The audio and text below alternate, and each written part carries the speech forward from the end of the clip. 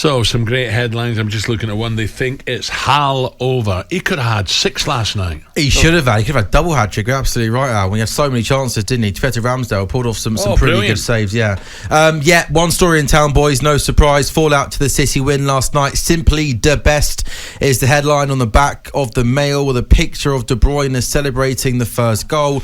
De Bruyne peerless as title decider turns into a one-sided thrashing. Inside the Mail this morning, the headline, Ollie Holt's piece, shootout. Oh no, this was an execution by City's firing squad. You mentioned that one out there. They think it's Hull over. That's on the back of the Mirror this morning. Oliver Brown says in the Telegraph, Arsenal choke proves they are not ready for the big prize. Tightened aspirations in tatters as Arteta's men simply freeze in the headlights faced with this brilliant City machine. Sam, can I just say, and Ali, if you go back to Party Parlours days, it was more physical when Arsenal to go to Anfield, Arsenal went to Old Trafford. You could put the boot in, couldn't you? You could really get stuck in. You can't do that anymore. And just, Arsenal just didn't have the answers to City's movement, the possession, and the explosiveness when they suddenly hit them up front. They couldn't do it. So I'm not saying Arsenal bottled it. I'm really not. Mate. Do you know what I mean? I think something else. City were just see so this good. See this term, bottle it. It comes from people that have never played sport at any level. Do you know what I mean? And bottle it, a lot of nonsense. Manchester City were tremendous and never allowed Arsenal a kick at the ball effectively. Never mind bottled it. Let's talk about City's brilliance, shall we? They were tremendous. De Bruyne and Haaland, guys, often get the headlines, but I want to talk about this piece about John Stones. Reinvented and reinvigorated. Stones' play reeks of authority. City defender is class above again as Pep's men flex their muscles. That's Ian Laderman, who's done a whole piece on the brilliance of John Stones out and how he's really pushed on this season. Last week, Sam, when he was out the side, he was out of favour. I'm like, Tottenham, buy him. Please buy him. And I bet they wish they did. And he's now shown how versatile he is. He's not just a big centre-back, is he? Ali, how impressive have you been with Stones this season? Oh, he's been different class. I mean, we've seen Pep play linking four centre-backs in his back four, and Stones is very, very comfortable getting in the middle of the park. He loves that one, doesn't he, when one of his full-backs, whether it's a right full-back, getting into the middle of the park. I first saw it at Goodison, I think maybe 2 years ago it was, Sam, when Cancelo... When City had the ball, they would just go to a 3 and Cancelo would get into the middle of the park and make an extra midfield player, and they just dominate possession. And they've got so many players that can do it, and it's just another feather in John Stones' cap.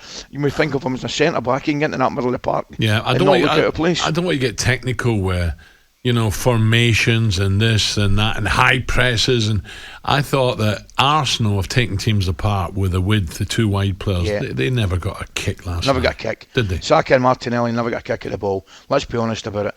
And again, the majority of that is down to Pep's organisation and them not having the ball to get a kick of it because they couldn't get it off City.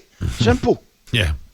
Another big game this evening, Tottenham, Manchester United. The first time it cost Spurs in action since that hammering against Newcastle on Sunday. Interesting piece in the Telegraph by James Ducker. Ten Hag can show Spurs the error of ways. He says, while it's clear Man United would love to have a centre-forward of Harry Kane's quality, Spurs could be forgiven for casting envious glances in the direction of the opposition dugout tonight.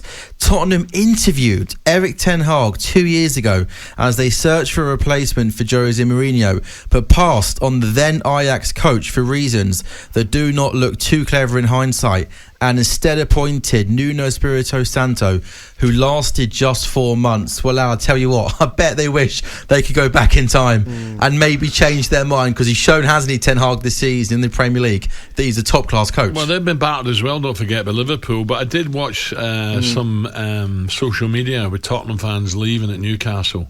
I've never seen them so angry in my life, some of them. They were the aggression on the faces. They've just had enough. But it's within their rights as well. Oh dear, I don't know what's going on there. I really, is Poch going to get the Chelsea job, or did he watch last night and thought, no thank you? Well, I don't know Chelsea, man. Dear me. You know what I mean? What do you think is Poch going is on waiting just to make sure Chelsea don't get relegated before he officially takes that job? Because it's crazy, isn't it, what's going on there at the moment? Well, they're not going to get relegated, are they? No, 39 points, of course not. And by the way, he might just be thinking, what a great time to take over. You know what I mean? You know, if they don't... someone asked me 2 weeks ago, well, they won't win another game, and I thought, they've got to win one, but I'm not so sure now. Do you know something? The last 3 or 4 Chelsea games I've watched, do you know their best chance of goals coming from N'Golo Kante? I'm not kidding you. I am not kidding you. He's had more shots at goal than any of the rest of them put together, and I'm watching it when I'm watching the highlights.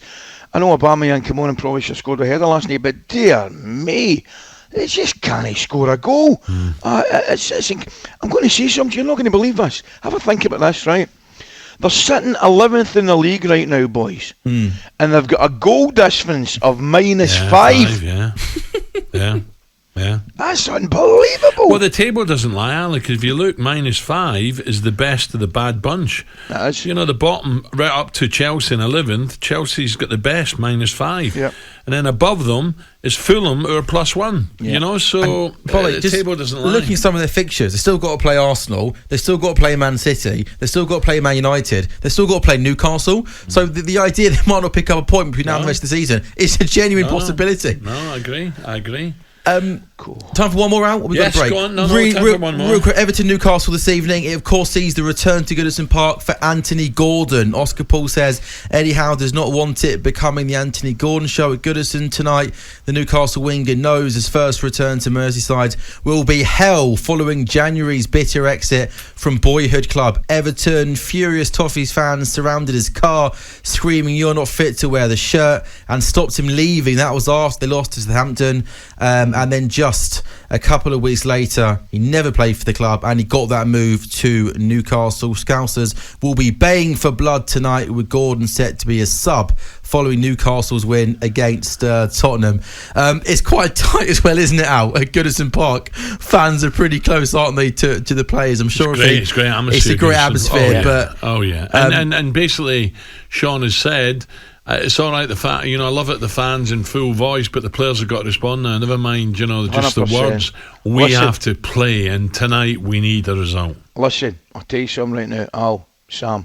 The Everton fans will have, or should have, a lot more than their minds than giving Anthony Gordon stick. They need to get behind their team, and they normally do that, I've got to say, in full voice. That's the most important thing for Everton fans tonight. Never mind any wee side issues. That's a massive game. And by the way, so's the other one, Southampton Bournemouth. Dear me. talkSPORT Breakfast with Alan Brazil. Thursday and Friday morning, 6 till 10. On AM, on DAB, via the talkSPORT app and on your smart speaker. talkSPORT.